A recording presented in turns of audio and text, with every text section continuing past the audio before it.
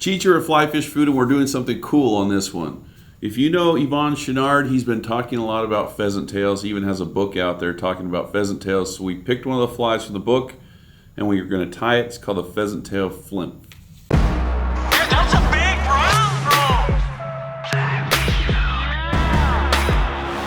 You know, I am an appreciator of a good pheasant tail myself. You know, Yvon Chouinard has a book talking all about pheasant tails. So we're just going to do a little, pay homage to that a little bit. Here we've got a pretty heavy hook. This is the Fulling Mill Competition Heavyweight Hook, black nickel. I'm going to be using some pheasant tail. I'm going to be using some partridge that I've already pre-farmed out. I'm also going to be using some peacock. So I've taken 2 hurls out of the eye of the peacock, and that's what we'll put in there, and we're going to reinforce with some small copper wire. I am choosing to use 70 denier thread on this one. You can use whatever you like. I'm just using a wine colored thread. It just gives the fly a little bit more of an oomph, a little bit of hot spot, if you will. And this fly really is simple. I'm just going to wrap until I'm right at the bend. You can see this is kind of a long bend. The bend starts about right here. And so it's not a problem. I mean, with wet flies or soft hackles, a lot of times you'll wrap a shorter body. So that's what we'll do. I'm going to take out about, 5 or 6 pheasant tail fibers and just pull them off so that they're nice and lined up like this. I don't know, I'll tie them on about that long. That's maybe a little bit shorter than the body. I back that thread up just so that you can see that I'm just going to tie this in with about 2 turns of thread is all. Okay? And it's because I'm going to use this to wrap the body as well. And in order to do that, I need to tie in my wire at this point too. So here goes my wire. I'm just going to kind of sweep the feathers out of the way with my other fingers. And see how I trap the wire just like with 1 turn of thread. And I let it ride along the shank, just like that. And I do that so I can now just take touching turns all the way up the body. And if it tries to move over onto the top, just kind of tease it back down. At the end of the day, that wire is not going to matter at all because we're going to cover it all up. But sometimes if the wire does funky things, it'll make funky taper on your fly. So at this point, I'm just going to keep wrapping, and I'm going to wrap a little bit of a taper. You can see we just have a moderate sized thread taper here, and I'm going to tag it with a little bit of super glue. So just along the body here. Pheasant tail's not the most durable thing. So we're just going to put some super glue in here. And I like to wrap pheasant tail with a rotary style. So as you can see here, I'm not using the bobbin cradle.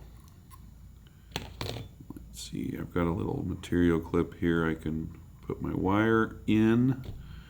And then I just use my pinky to pull this out of the way. So that's my pinky, and I'll just grab the fibers with my other hand, and we'll just start going forward.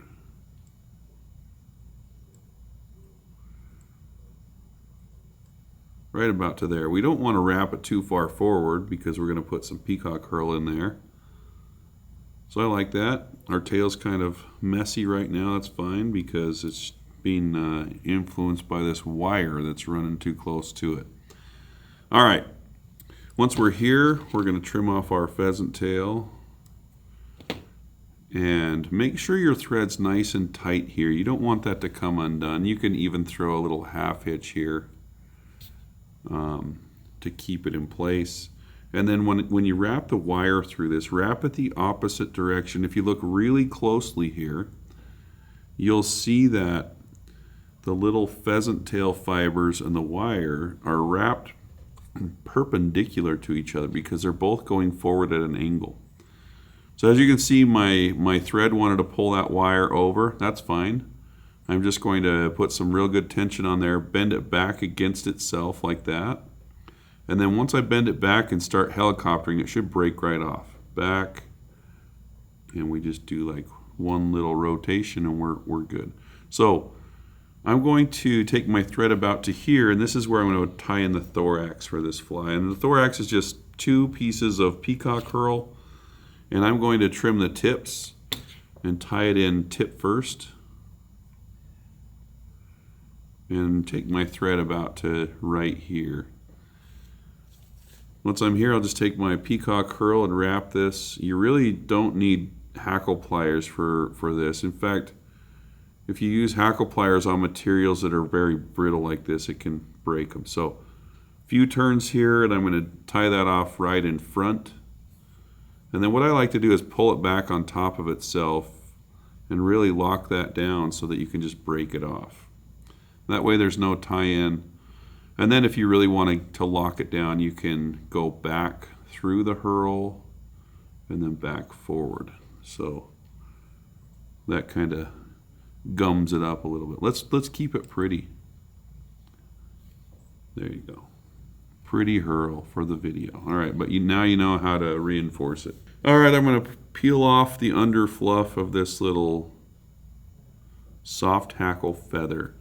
For partridge, I really like to tie them in tip first. This is a good little specimen. This is a size 12. And what I like to do is I like to take some tweezers and just pinch it right here, right down on the stem. And then you can take your fingers and preen this, and it pulls out the little tip section. So now that it's out there, I can grab it again and just pull that forward. So it gives me a little tie-in point. Okay, so right where the T is, right where this little wanger right here, that's where we tie it in, right there. You can see how by holding it in this method, that when I release it, I didn't trap down any of the fibers I want to use on the fly. So kind of a cool method. Now I'm just going to take this excess partridge, preen it up like a mohawk, and we're going to yeet that out of there. It is gone. All right. This part I do like to put a little half hitch in this because, you know, I don't want this to come undone as I'm wrapping my soft hackle forward. This is where I will use hackle pliers. My favorite is the CNF hackle plier. It's awesome. Check this out. See this little there's a little this is all rubber, and so when you pull it, there's a little shock absorber. Doesn't mean that your big old sausage fingers aren't going to break this, but I'm just saying that they're trying to help you out here. So let's fire this buddy in there, and we're just going to start wrapping this forward.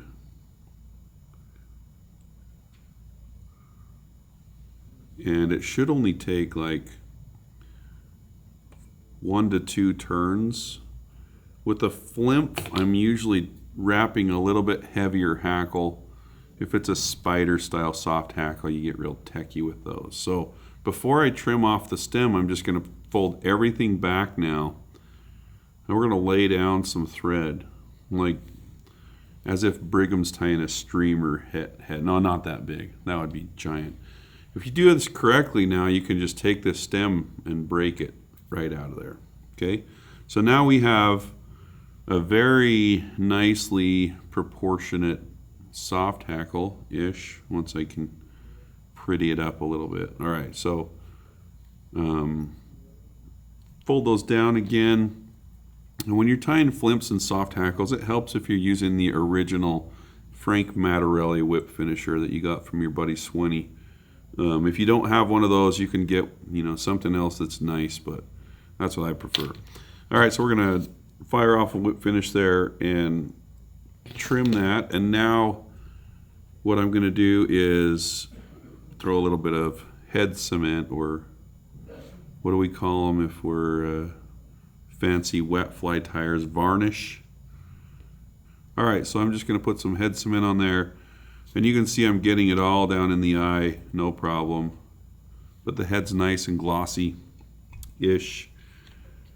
If you get head cement down in there, you can grab, you know, one of the spare feathers that you didn't like or that didn't work or something like that, or say you're tying some, you know, dry flies and you got extra hackle. Take the stem of your hackle, just push it through the eye of your hook. Oh, that one just fell right back out, but you're going to push it through the eye of your hook and just fish it through all the way, and that little feather will pull all the glue out of there. So anyway, there you have it, a Pheasant Tail Flymph. Super fun to fish. You can fish it in rivers, lakes, and for pretty much any species out there. It's a cool fly.